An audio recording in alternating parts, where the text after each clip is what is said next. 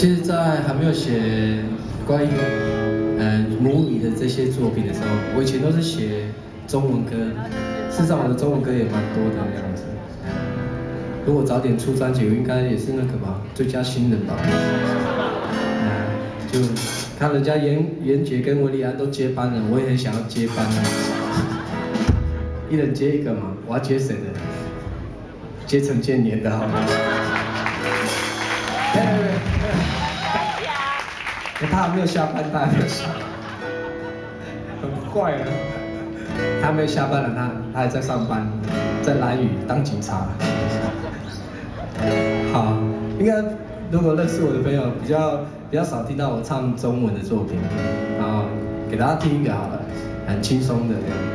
哎，有没有开冷气？我怕你们很热呢。很冷。会不会热？会。去买冰的。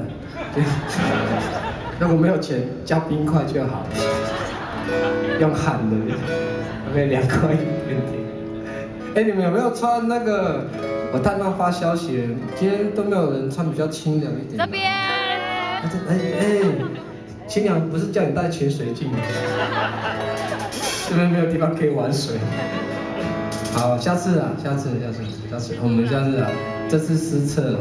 昨天才讲说要叫大家要那个穿海边的孩子的有气氛的衣服。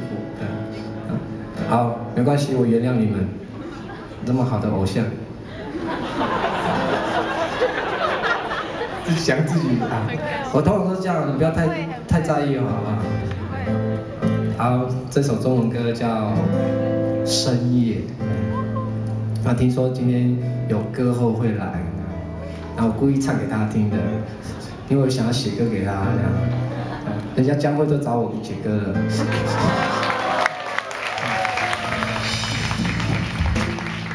试看，看他会不会欣赏我的作品。